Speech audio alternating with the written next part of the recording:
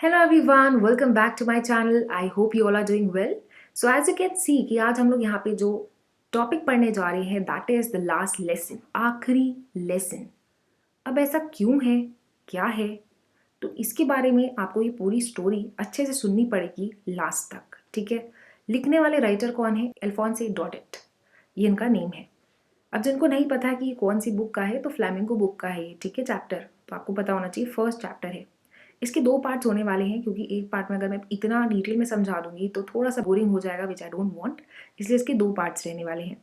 अगर आपको मेरा पढ़ाया पसंद आता है देन आप प्लीज़ मेक श्योर करिएगा कि चैनल को सब्सक्राइब कीजिएगा, to share with all your friends. Okay, so आगे बढ़ते हैं कि इस चैप्टर को पढ़ने से पहले ये जान लेते हैं कि कितने करेक्टर्स हैं, सो दैट आपको आसानी हो जाएगी जानने में, और इसमें क्या क्या मेन इंपॉर्टेंट टॉपिक्स हैं या पॉइंट्स हैं जो हम पढ़ेंगे इस चैप्टर से रिलेटेड। तो सबसे पहले देखते हैं करेक्टर्स कौन कौन से हैं। तो सबसे पहले जो मेन करेक्टर है हमारा दैट इज फ्रांस। बड़ा नॉटी सा चाइल्ड है बच्चा, लेकिन बाद में उसको कुछ रियलाइज होता है, तो उसके बारे में देखेंगे, समझेंगे क्या है। दूसरा है मिस्टर एम हेमिल, जो कि टीचर हैं। इनका रोल भी काफ़ी ज़्यादा इंपॉर्टेंट है।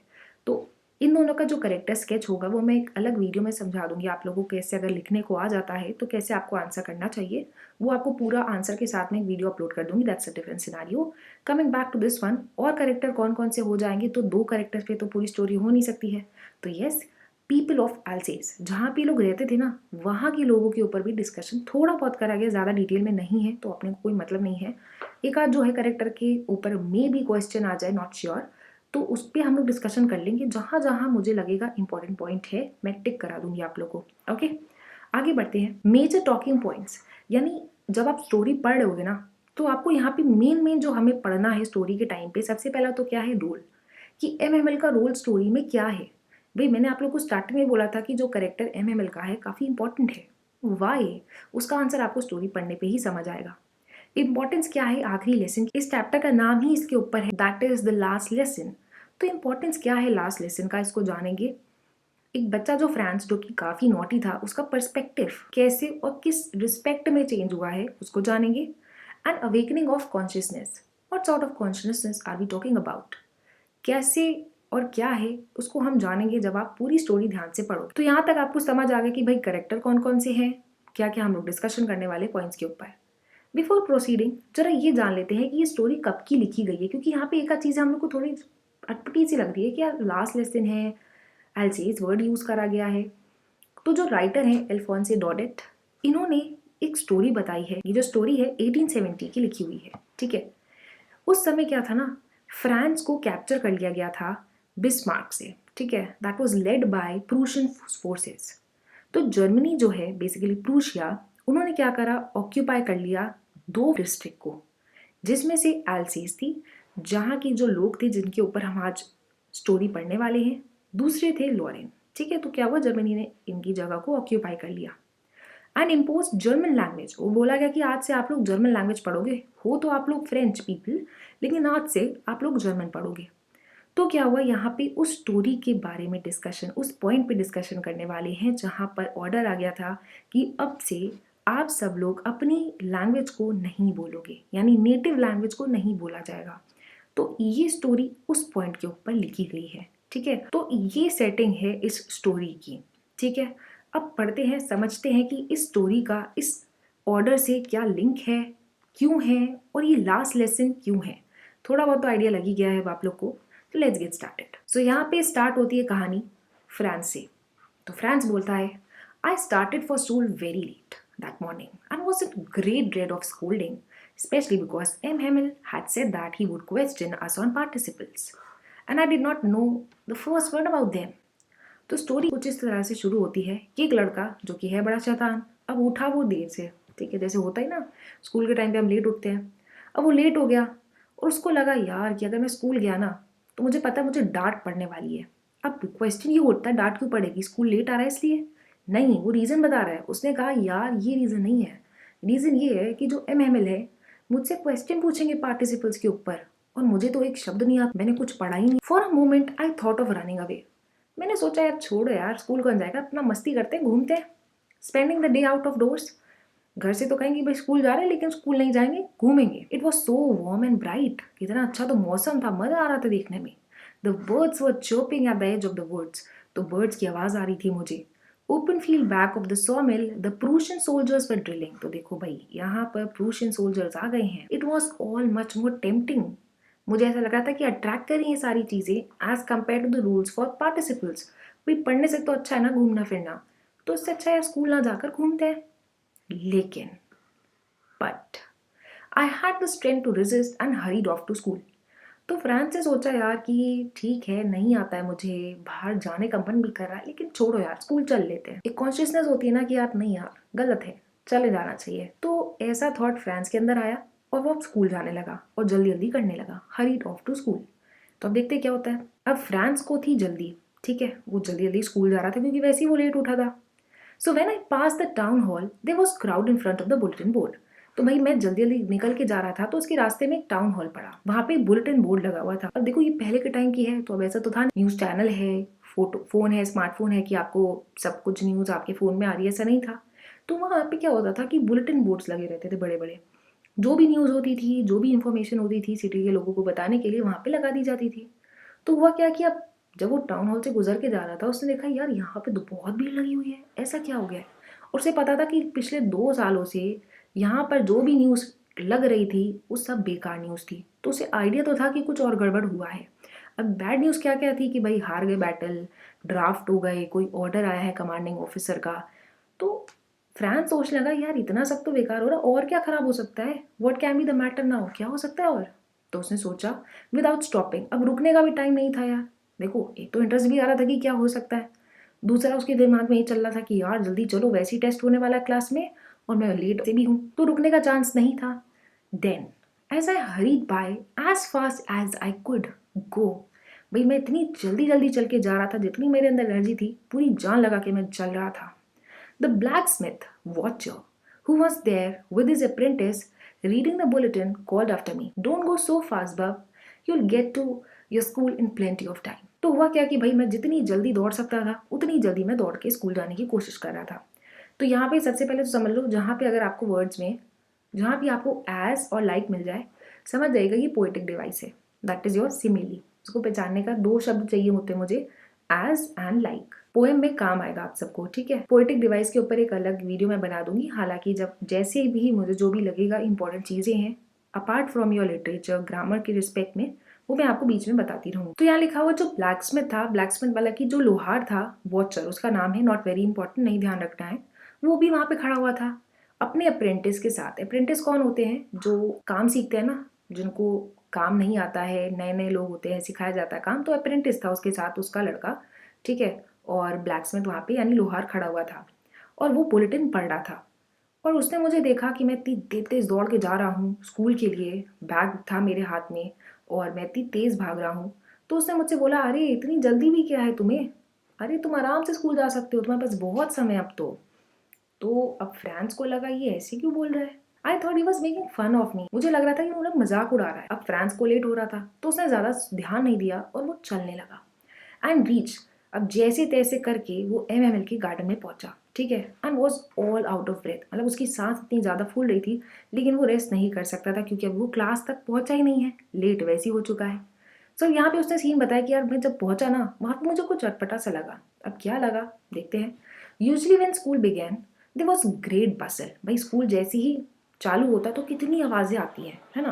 भाई इधर से बच्चों एक दूसरे को आवाज़ मार रहे होते हैं, कुछ बच्चे लड़ाई कर रहे होते हैं ना ग्राउंड पे, एक दूसरे को पीट पाट रहे होते हैं, opening of books and closing of desk. भाई कोई बुक खोल रहा है, बंद कर रहा है, किसी से लड़ाई हो रही है किसी की, है ना, डेस्क ओपन हो रहा है, कोई ब्लैक बोर्ड में लिख रहा है, टीचर डांट रही हैं, है ना, लेसन्स बच्चे जो छोटे क्लास के नहीं होते नर्सरी के, एक साथ ABCD कर रहे होते हैं, इतनी आवाज़ें होती हैं, है ना, ऐसा कोई साइलेंट नहीं रहता है, वेरी लाउड। मतलब एक तरीके से ऐसा होता है कि जहाँ हमें पढ़ना पड़ता है ना, तो हमें कानों के ऊपर अपने हाथ रखने पड़ते हैं, तो सो दैट समझ सके कि भाई टीचर बोल क्या रहा है, क्योंकि इतनी आवाज़ें होती हैं स्कूल में। और टीचर का जो रूलर होता है वो रैपिंग ऑन द टेबल, जैसे ना गुस्से होकर टीचर्स करती हैं, ब्लैक बोर्ड का डस्टर जो होता है टक टक मारा जाता है, तो वैसे ही यहाँ पे ग्रेट रूलर रखती हैं टीचर्स। तो ये वो बता रहा था कि यूजली ना हमारे स्कूल में ऐसी आवाज़ें आती हैं, सबके स्कूल में ऐसा होता है, लेकिन आज सब कुछ शांत था। तो फ्रांस को लगा यार ऐसा कैसे हो गया यार, ही वॉज बिट शॉक्ड कि कुछ भी आवाज़ नहीं आ रही है। I had counted on the commotion to get to my desk without being seen. अब देखो यहाँ पे पता चला कि ये जो फ्रांस है ये नॉटी पहले से ही है, ये स्कूल टाइमली ज़्यादा जाता नहीं था। क्यों नहीं जाता था? क्योंकि पता है क्लास में तो घुस जाएंगे। क्लास में कैसे घुसेगा बच्चा? भाई क्लास में इतनी आवाज़ें हो रही हैं, बच्चे इधर उधर हो रहे हैं, टीचर का ध्यान नहीं हुआ, पीछे से गेट खोला थोड़ा सा और वहीं पे एंटर कर गए, है ना। भाई इतनी आवाज़ें हो रही हैं, बच्चे इधर उधर जा रहे हैं, तो कोई नोटिस भी नहीं करेगा, बच्चा आराम से क्लास में भी आ गया। तो उसने बोला I had always like I had counted on the commotion to get to my desk without being seen. भाई इतनी ज़्यादा आवाज़ें रहती हैं, हलचल रहती है, तो अब मैं क्लास में एंटर करूँ अभी तो कौन देखेगा।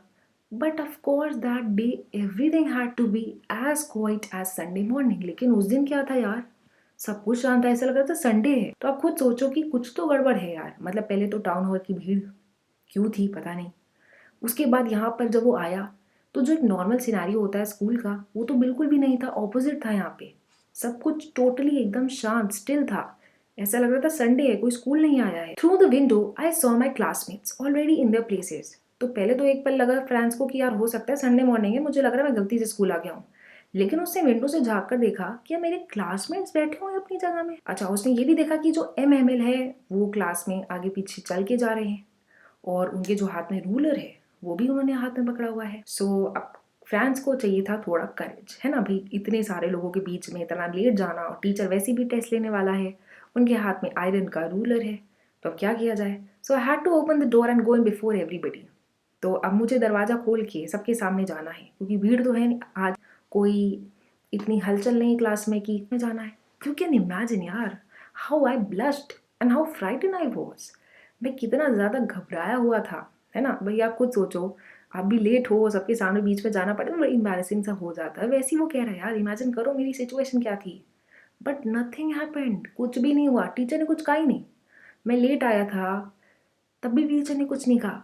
सो MML saw me and said very kindly. तो MML ने मुझे देखा और बड़े शांति से कहा, okay Franz, go to your place quickly little Franz, we were beginning without you. MML ने कहा कि ओके फ्रांस, तुम अपनी जगह जाओ जल्दी से, हम लोग तो तुम्हारे बगैर स्टार्ट कर रहे थे। तो फ्रांस को लगा यार ये तो कुछ गड़बड़ हो गया है, तो इतने स्ट्रिक्ट टीचर हैं और इन्होंने मुझे कुछ कहा ही नहीं, आज मैं लेट आया हूँ तब भी। फिर उसके बाद आई जम्प्ड ओवर द बेंच। मैं जल्दी से गया वहाँ पे बैठ गया अपने डेस्क पे। Not till then when I had got a little over my fright did I see that our teacher had on his beautiful green coat, his frilled shirt and the little black silk cap all embroidered that he never wore except on inspection and prize days. तो क्या हुआ कि France जल्दी जल्दी अपनी seat पे गया, बैठ गया। अब क्या हुआ कि देखो उस समय उसके दिमाग में टेंशन था स्कूल जाने का, तो उसने वहाँ पे जो टाउन हॉल की नोटिस थी उसको भी इग्नोर करा। ठीक है, ये जो हसल बसल था स्कूल का यूजली होना वो भी नहीं था, एकदम साइलेंट था संडे की तरीके, वो भी इसने इग्नोर करा, क्योंकि एक माइंड में थॉट था ना कि स्कूल में जल्दी पहुंचना है, क्लास में पहुंचना है। अब चलो पहुंच गया, बैठ गया। अब उसने क्या करा, थोड़ा सा चीज़ों को एनालाइज करने का कोशिश करा। तो उसने नोटिस करा यार कि मेरे टीचर जो हैं इतना ड्रेस्ड अप क्यों है भाई। उन्होंने ब्यूटीफुल बड़ा सुंदर सा ग्रीन कलर का कोट पहन रखा था, उसके अंदर उन्होंने फ्रिल शर्ट पहन रखी थी, एक छोटी सी आप कह सकते हो ब्लैक सिल्क कैप लगा रखी थी, पूरी एम्ब्रॉयडरीड। ये हमेशा जब पहना करते थे, या तो हो सकता है इंस्पेक्शन डे हो या प्राइज डे, यानी मतलब इंपॉर्टेंट डेज पे पहनते थे। आज ऐसा क्या है जो पहन कर आए हुए सर, कोई तो रीजन होगा। बिसाइड्स इसके साथ साथ पूरा स्कूल एकदम स्ट्रेंज लग रहा है, पर ऐसा क्यों? But the thing that surprise me most was to see on the back benches that they were always empty, the village people sitting quietly like ourselves. Old Horser with three-cornered hat, the former mayor, the former postmasters, and several others besides. तो उसने कहा यार देखो वैसे ही school इतना ज़्यादा अजीब सा लग रहा था। अब उसने नज़र वज़र घुमा के देखना चालू करा, तो उसने नोटिस करा कि सबसे ज़्यादा जो सरप्राइज था कि हमारी बैक बेंचेस तो हमेशा एम्प्टी रहती थी, आज सारे विलेज के लोग बैठे हुए हैं। क्यों? एकदम शांति से बैठे हो जैसे हम लोग बैठे हुए हैं। अब यहाँ पे बताइए कौन कौन बैठे हुए थे। ओल्ड हॉर्सर हो गए, उसकी हैड का डिस्कशन करा गया है, not very important. Farmer mayor है, फॉर्मर पहले जो पोस्ट मास्टर थे, और बहुत सारे लोग उनके इर्द गिर्द बैठे हुए हैं। बट ऐसा क्या है, क्यों इतने ज़्यादा स्ट्रेंज सब कुछ है? रिकैप कर लेते हैं कि क्या क्या स्ट्रेंज यहाँ पे हो रहा है। टाउन हॉल का वो जो भीड़ था, जो क्राउड था, वो क्यों था? क्योंकि बुलेटिन बोर्ड में कुछ न्यूज़ खराब थी, इतना तो फ्रांस को आइडिया था। फिर स्कूल एकदम शांत था, संडे मॉर्निंग लग रही थी, ऐसा लग रहा था। इसके जो टीचर है महमल, उन्होंने इसको एक तो डांटा नहीं, ऊपर से वो ऐसे ड्रेसड अप होकर आए थे जो कि सिर्फ वो इंस्पेक्शन या प्राइज डे पे पहनते थे ऐसे ड्रेसड अप होके। लेकिन आज ऐसा क्या था? और जो सीटें हमेशा खाली रहती थी, आज विलेज के लोग आके उसमें बैठे हुए हैं। बट वाई, ऐसा क्यों? ऐसे 4 पॉइंट्स हैं जो आपको ध्यान रखने हैं विच शोज कि कुछ ना कुछ तो स्ट्रेंज हैपनिंग हो रही है, कोई ना कोई तो रीजन है कि ये सारी चीजें हो रही हैं। आगे बढ़ते हैं। Everybody looked sad. Hauser had bought an old primer, thumbed at the edges, and he held it open on his knees with its great spectacles lying across the pages. तो भाई जब मेरी नज़र पड़ी सब पे, मैं सब कुछ चीज़ों को नोटिस कर रहा था, तो मुझे आइडिया तो लग गया था कि सब कुछ सही नहीं है। हर कोई उदास लग रहा था। और जो हॉसर था, जो मेरे पीछे एकदम लास्ट में बैठे हुए थे, वो अपने साथ एक ओल्ड प्राइमर लेकर आए थे, ठीक है। और उसको उन्होंने कैसे रख रखा था? थंब कर रखा था एजेस यानी कोने से। और उन्होंने उस किताब को अपनी नीज के ऊपर खोल रखा था, जिनके ऊपर उन्होंने स्पेक्टिकल्स रखे हुए थे अपने, ठीक है। तो यहाँ पर प्राइमर क्या होता है? प्राइमर आप कह लीजिए एक बुक होती है, ठीक है, वो जो लेटर्स वाली होती है ना, वो बुक होती है। Well I was wondering about it all कि यार ऐसा क्यों हो रहा है, क्या है, सब कुछ इतना स्ट्रेंज क्यों लग रहा है यार। उसी वक्त एमएमएल अपनी चेयर से खड़े हुए and in the same grave and gentle tone, उसी टोन में जैसे उन्होंने मुझे क्लास में वेलकम करा, उसी टोन में वो कहने लगे, my children, this is the last lesson I shell give you. The order has come from Berlin to teach only German in the schools of Alsace and Lorraine. The new master comes tomorrow. This is your last French lesson. I want you to be very attentive. मेरे प्यारे बच्चों, ये आज हमारा last lesson है और ये मैं लास्ट लेसन आप लोग को देने वाला हूँ। ऑर्डर आया है बर्लिन से कि अब से आप लोगों को जर्मन ही पढ़ाई जाएगी in the schools of Alsace and Lorraine. कल आप लोग के नए मास्टर आ जाएंगे और ये आज आखिरी क्लास है आपका फ्रेंच का। तो इसलिए मैं चाहता हूँ कि आप सभी लोग बहुत अटेंटिव होके, बहुत मन से इस सेशन को देखिएगा और पढ़िएगा। तो आप खुद सोचिए टीचर का इमोशन क्या होगा, सारे बच्चों का क्या होगा, मतलब क्या थिंकिंग होगी कि कल से हमें अपनी मातृभाषा ही नहीं पढ़नी है, नेटिव लैंग्वेज को हम नहीं यूज कर सकते, ना ही पढ़ सकते हैं। तो यहाँ पे एमएमएल ने ये बात बताई सब बच्चों को। जैसी ही बात सुनी फ्रांस ने, उसने मन में सोचा, what are thunderclap these words for me. France totally shocked हो गया। It was totally unexpected. मतलब आप सोच रहे हो आपको पढ़ाया जाएगा, पढ़ रहे हो, लेकिन ऑल ऑफ सडन आपको बोला जाए कि कल से आपको ये नहीं पढ़ाया जाएगा, तो ऑब्वियस सी बात है, दिस वॉज टोटली अनएक्सपेक्टेड। तो ऐसे में उसने आगे बोला कि अरे हाँ, यही तो बात थी, यही तो टाउन हॉल में न्यूज़ आई हुई थी, और इसीलिए मुझे ब्लैक में रोक के कह रहा था कि तुम्हारे पास ज़्यादा टाइम है, तुम्हें कोई जल्दी नहीं होनी चाहिए जाने की स्कूल। तो अब यहाँ पे उसको समझ आया कि ये सब मैटर है, यानी कल से हम लोगों को जर्मन पढ़ाई जाएगी, नॉट फ्रेंच। तो यहाँ पे आगे बढ़ते हैं, उसकी जो फीलिंग है, जो फ्रांस है, वो अब अपनी फीलिंग को डिस्क्राइब करेगा। My last French lesson, why, मुझे तो कुछ भी नहीं लिखना आता है।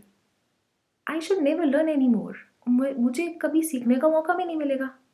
आई मस्ट स्टॉप देयर देन, मुझे उसी समय रुक जाना चाहिए था जब मेरे पास मौका था, तो मैंने हमेशा इस चीज़ को इग्नोर करा है। Oh how sorry I was not for learning my lessons, मुझे खराब लग रहा है यार कि मैं अपनी पढ़ाई नहीं करी। मेरे पास मौका था, अपॉर्चुनिटी थी, पढ़ाने वाले कितने अच्छे टीचर थे, तो भी मैंने नहीं पढ़ा। किस लिए? क्योंकि फॉर सीकिंग बर्ड्स एग या गोइंग स्लाइडिंग ऑन द सार। एग्स देखता था बर्ड्स के, गोइंग स्लाइडिंग ऑन अ सार, यानी सार यहाँ पे क्या है, एक रिवर है जो कि फ्रांस से गुजरती जाती है, तो मैं वहाँ पे जाके अपना समय बिताता था, लेकिन मैं स्कूल नहीं आता था। माई बुक्स, जो मुझे एक क्षण पहले लग रही थी कि न्यूसेंस है, a while ago so heavy to carry, मतलब इतना भारी लगता था मुझे उसका बोझ। My grammar, my history were old friends now that I couldn't give up. मेरी बुक्स, जो मुझे कुछ मोमेंट पहले नॉइसेंस लग रही थी, ऐसा लग रहा था इतनी भारी है, वो ग्रामर जो हिस्ट्री है मेरे लोगों की, वो मेरे ओल्ड फ्रेंड्स हैं यार, मैं कैसे उन्हें जा सकता हूँ छोड़ के। How can I give up, मैं नहीं छोड़ सकता, आई कुडंट गिव अप। ये सब थिंकिंग चल रही थी फ्रांस के माइंड में। एंड एमएमएल टू, ये सब तो छोड़ो, मैं टीचर को कैसे भूल सकता हूँ यार, जिनसे इतना अच्छा रिलेशन है, जो मुझे इतने टाइम से पढ़ा रहे हैं। The idea that he was going away, ये सोच के मुझे खराब लग रहा है कि वो जाने वाले हैं और आज के बाद मैं उनको कभी नहीं देख पाऊंगा, ना उनसे कभी पढ़ पाऊंगा। Made me forget all about his ruler and how cranky he was. मेरे को ध्यान नहीं रखना कि वो कितने स्ट्रिक्ट थे, और उनकी रूलर जो हमेशा क्लास में लेकर घूमते थे, मुझे वो सारी बातें अब नहीं ध्यान आ रही है। मुझे लग रहा है कि मैं टीचर से कभी नहीं मिल पाऊंगा, ना मैं अपनी बुक्स को कभी पढ़ पाऊंगा, ना अपने लोगों की हिस्ट्री के बारे में जान पाऊंगा। ये सारी चीज़ें जब फ्रांस सोच रहा था, तो उसको लगा यार मैंने बहुत समय, बहुत सारी अपॉर्चुनिटी गंवाई है। और ये होता भी है रियल लाइफ में, देखा जाए तो हम सब लोग बहुत सारी चीज़ों को टेक फॉर ग्रांटेड करते हैं, और होता क्या है, जब वो चीज़ हमारे पास नहीं होती है तो हमें बहुत ज़्यादा खराब लगता है, रिग्रेट होता है। जब तक होती है चीज़ें, हम बहुत ज़्यादा उसको टेक फॉर ग्रांटेड करते हैं, उसकी वैल्यू नहीं करते हैं। हमेशा सोचते हैं अरे कल कर लेंगे, परसों कर लेंगे, तो प्रोक्रेस्टिनेशन हो गया एक तो, दूसरा वैल्यू ना करना। और आज उसकी लाइफ से जो उसकी नेटिव लैंग्वेज है, उसकी मदर टंग, उसे छीनी जा रही है। आप सोचो कितना ज़्यादा अनएक्सपेक्टेड चीज़ है। तो यहाँ पे ये सारी फीलिंग जो है फ्रांस शेयर कर रहा है। Poor man, it was in honour of this last lesson that he had put on his fine Sunday clothes. अब फ्रांस को समझ आया कि उसके जो टीचर हैं वो आज क्यों ये अपने फाइन क्लोथ्स पहन कर आए हैं। नाउ आई अंडरस्टैंड, अब मुझे समझ आ रहा है कि जो पीछे ओल्ड मैन आए हुए हैं वो क्यों आए हैं, रिस्पेक्ट देने के लिए। ये आखिरी लेसन, एटलीस्ट एक लास्ट लेसन तो हम पढ़ सकते हैं ना आखिर, इसके बाद तो हम कभी नहीं पढ़ सकते अपनी भाषा को। It was because they were sorry. ये भी था कि वो लोग सॉरी फील करते थे क्योंकि वो भी स्कूल नहीं आते थे। It is their way of thanking our master. ये एक तरीके से रिस्पेक्ट कर रहे हैं हमारे मास्टर की, जिन्होंने 40 साल दे दिए अपनी लाइफ के। मतलब आप खुद सोचो कि जो MML है ये 40 ईयर्स से पढ़ा रहे हैं, इन्होंने फेथफुल सर्विस की है और अपनी कंट्री को रिस्पेक्ट देने के लिए आज सब लोग आए हैं यहाँ पे, जो कि अब उनकी नहीं रही। यानी कि बैटल में हार गए थे, इसलिए ऑर्डर आया था कि अब आप लोग को जर्मन पढ़ाई जाएगी इंस्टेड ऑफ फ्रेंच। तो आई होप यहाँ तक समझ आया होगा आप लोग को कि फ्रांस को वो जो 4 हम लोग ने पॉइंट नोट करे थे जो उसको थोड़े से स्ट्रेंज लग रहे थे, अब समझ आया उसको फ्रांस को कि वाई, क्यों हुआ था ये सारी चीज़ें। और अब उसको रियलाइज़ हो रहा है कि यार काश ये नहीं हुआ होता, काश मैंने पढ़ लिया होता। तो ये सारे कुछ चीज़ें हैं जो यहाँ पे उसके मन में कॉन्शियसनेस जो है ना, मैंने स्टार्टिंग बताया था अवेकनिंग कॉन्शियसनेस, ये वही सेगमेंट है। सो इसके बाद का जो पार्ट है उसको हम लोग पार्ट 2 में पढ़ेंगे और देखेंगे कि इसके बाद स्टोरी में क्या होता है, किस तरीके से लास्ट लेसन एंड होता है, किस नोट पे एंड होता है, क्या क्या चीज़ें जो है MML क्लास में डिस्कस करेंगे अपने लास्ट लेसन में। विलेज के लोग हैं क्या करेंगे, किस हिसाब से सब रिएक्ट करेंगे, ये सारी चीज़ें हम लोग सेकेंड पार्ट में सीखेंगे। Okay, so please make sure करना कि सेकेंड पार्ट भी ज़रूर देखिएगा, क्योंकि जितने इंपॉर्टेंट पॉइंट्स हैं उसको हम लोग कवर करेंगे, बीट इन पार्ट 1 और in part 2। Okay, so that's all for this particular part 1। Thank you, take care.